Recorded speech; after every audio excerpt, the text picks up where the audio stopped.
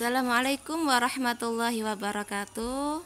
Selamat pagi anak-anakku semua. Kita bertemu kembali dalam pembelajaran seni budaya. Di bab 3 ini nanti kita akan membahas tentang penyajian tarian tradisional. Nah, penyajian tarian tradisional ini pada dasarnya tari tradisional adalah semua tarian yang telah mengalami perjalanan sejarah cukup lama.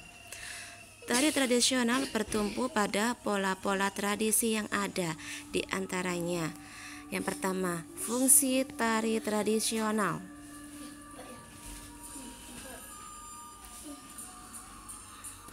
Fungsi tari tradisional ini ada 4. Yang pertama, sebagai sarana keagamaan.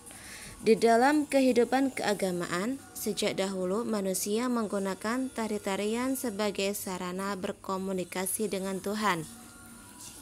Biasanya, tari yang digunakan sebagai sarana keagamaan bersifat sakral. Di Bali misalnya, masih terdapat tari-tarian keagamaan sebagai sarana komunikasi dengan para dewa dan leluhurnya. Biasanya tarian ini dilakukan di pura. Contohnya adalah tari kecak, tari rejang, dan tari keris.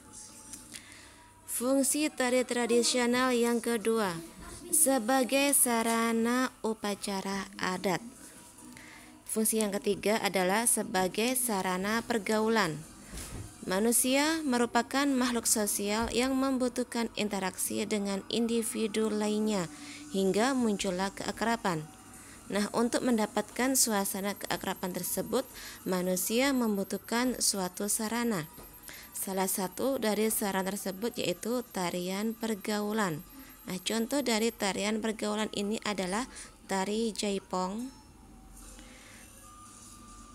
tari adu jago, tari manduda yang berasal dari Sumatera Barat. Dan fungsi tarian yang terakhir sebagai tontonan. Fungsi terakhir ini dari seni tari yaitu sebagai tontonan atau pertunjukan. Hampir setiap daerah di Nusantara memiliki tarian tontonan. Tarian tontonan atau pertunjukan adalah jenis tarian yang dihadirkan sebagai hiburan semata. Nah, itu tadi jenis atau fungsi dari tari tradisional. Selanjutnya kita akan membahas tentang jenis tari tradisional. Jenis-jenis tari tradisional yang pertama adalah tari primitif. Tari primitif itu merupakan ungkapan kehendak atau keyakinan. Tari primitif sangat sederhana, baik dalam gerak, busana, rias, iringan, maupun tempat pertunjukannya. Yang kedua, tari klasik, yaitu tarian yang telah mencapai keindahan yang tinggi. Tari klasik merupakan tarian yang dipelihara dengan baik di istana raja-raja dan di kalangan bangsawan. Gerak-gerak pada tari klasik memiliki aturan-aturan tertentu. Bentuk gerak tarinya diatur secara teliti, mengikat, dan tidak boleh dilanggar. Contohnya adalah tari klasik yang berasal dari Yogyakarta yaitu tari kelana alus. Jenis tari yang ketiga adalah tari rakyat, yaitu tarian yang hidup dan berkembang di kalangan rakyat jelata. Tari rakyat sangat sederhana. Gerak-gerak tarinya tidak mempunyai aturan yang standar. Namun dibandingkan dengan tari primitif, gerak tari pada tari rakyat ini lebih bervariasi. Contohnya yaitu tari remo dari Jawa Timur. Keunikan tari tradisional. Keunikan suatu karya seni tari dapat dilihat melalui keindahan dan bentuk penyajiannya. Keindahan karya tari dapat dilihat dari beberapa hal berikut. Yang pertama, adanya keselarasan antara gerak anggota badan yang satu dengan anggota badan yang lain. 2. Adanya keselarasan gerak dengan irama. 3. Adanya penghayatan, pengungkapan, dan ekspresi ragam gerak.